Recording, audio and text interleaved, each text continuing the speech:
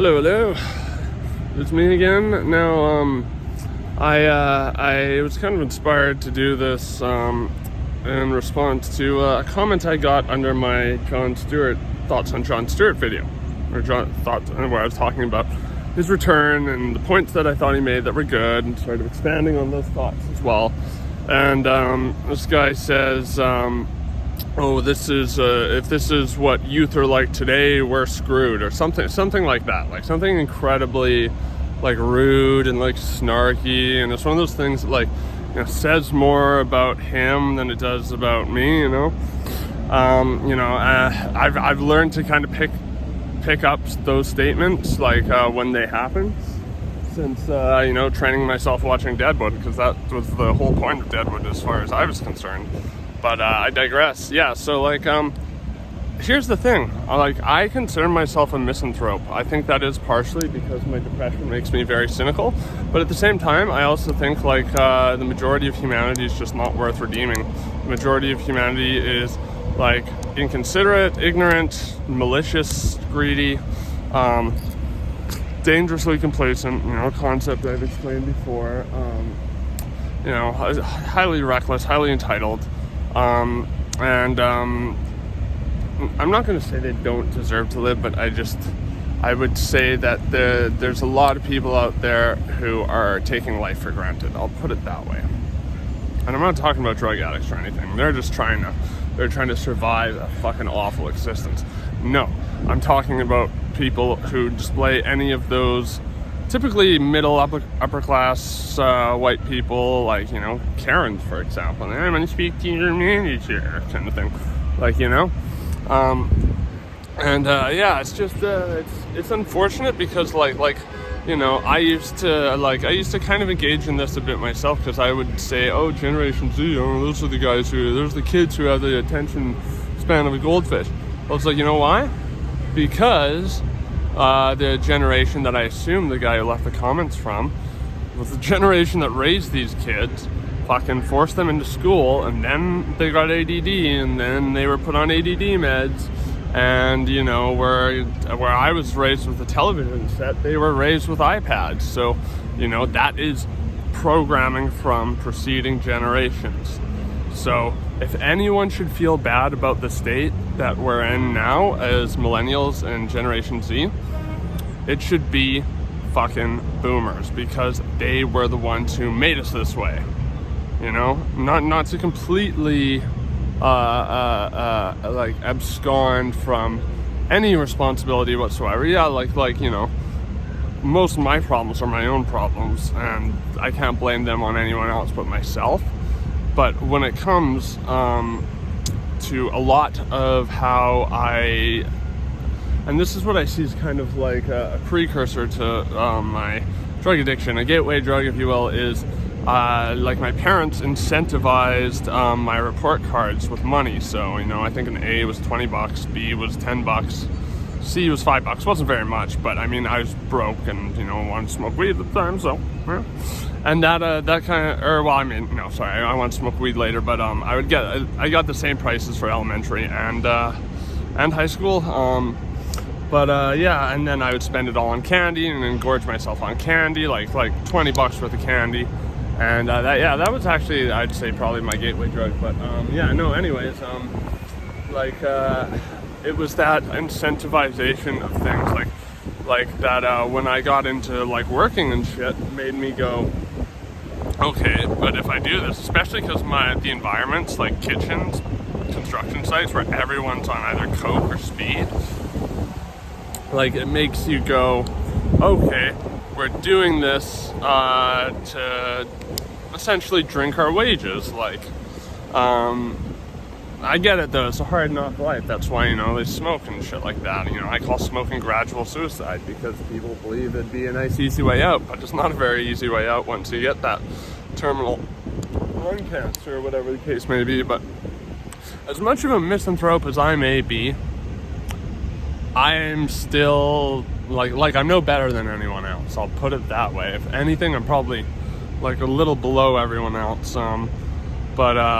Actually, I don't know if that's true over the last few years. I've been a pretty good person over the last few years, and you know, like I've never, except for when my ex, when Manic pepper sprayed me, I've never put my hands on a woman, and even then all I did was just grab her by the shoulders softly and go, this is not you, please stop calling me degrading names, it's like really starting to hurt me.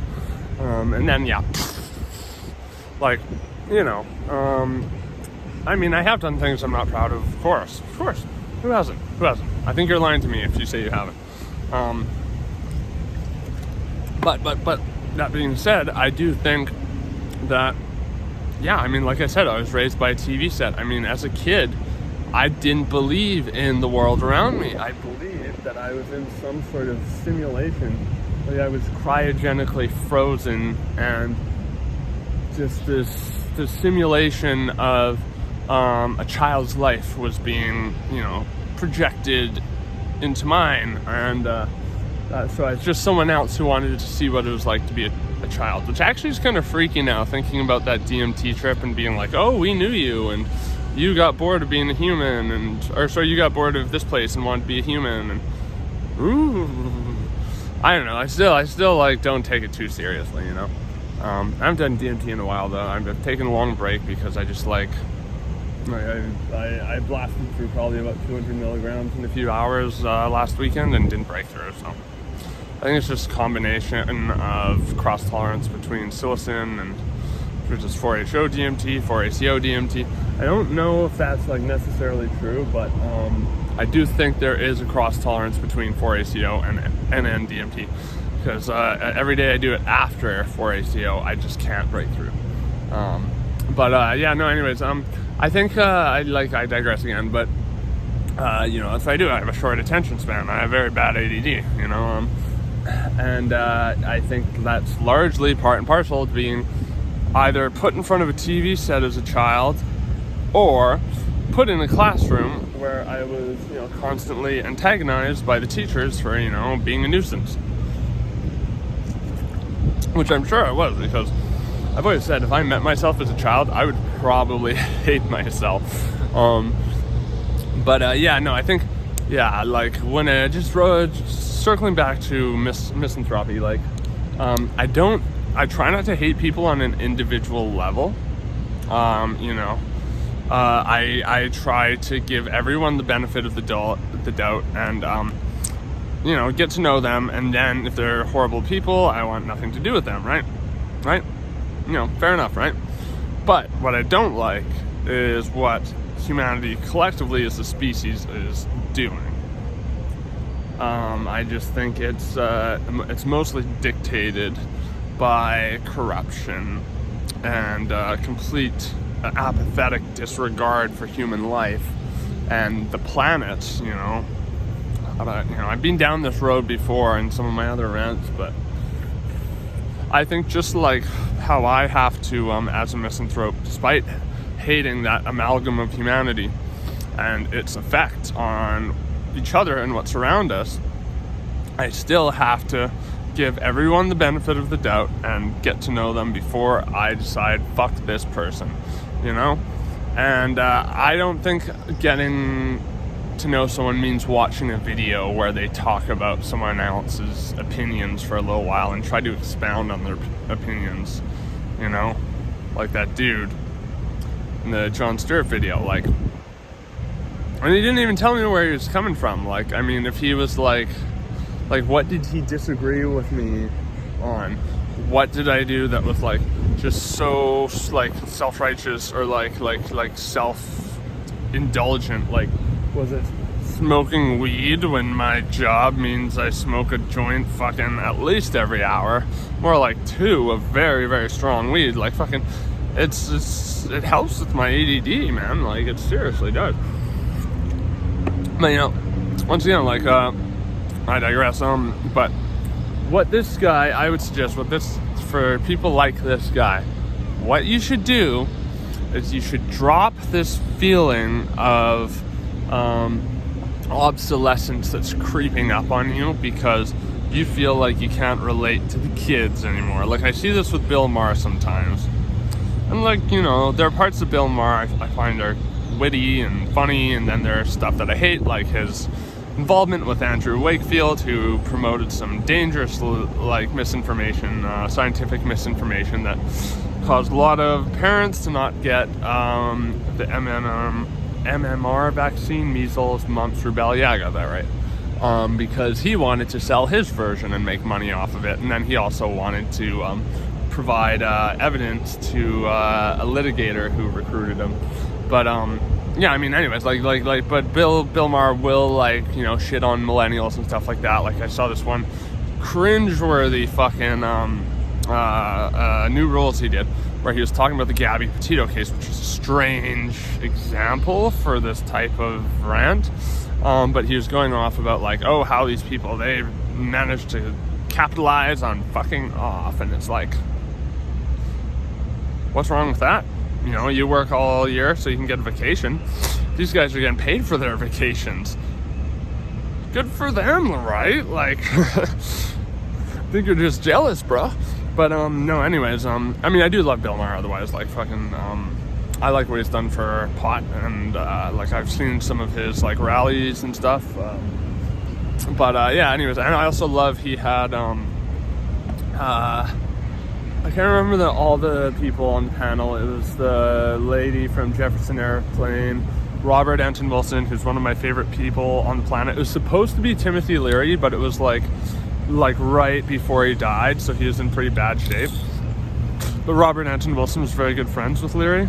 They wrote the 8 Models of Consciousness together, which is kind of similar to, you know, the Shulgin +1, +2, +4 sort of thing. But Robert Anton Wilson, he's great. And then this one guy who's like a computer programmer who's never done drugs and is a Christian. You can imagine how things go for him on the show. And David Cross. They just talk about fucking doing acid the entire time. It's fucking awesome. And Robert Anton Wilson is like, oh, it feels so good to be sober. I've done acid in 2 days now. Like, oh my god. But you know, I love shit like that. You know, I'm just balancing the scales there. But yeah, I think, you know, just like with his rants about millennials, and, you know, I think, and, you know, fucking off, or capitalizing on fucking off, like, I think he's just kind of envious in a way that he didn't think of it first, you know. Oh, I think my boss is here. I've got to go, but yeah, no, what I'm trying to get at, the point is, we gotta fucking learn to work together as a species and not trying to fucking separate each other from ourselves, self-aggrandize, elevate ourselves over others. No, we're on the same playing field. We need to work together. Let's fucking do it. What do you say? Bye-bye.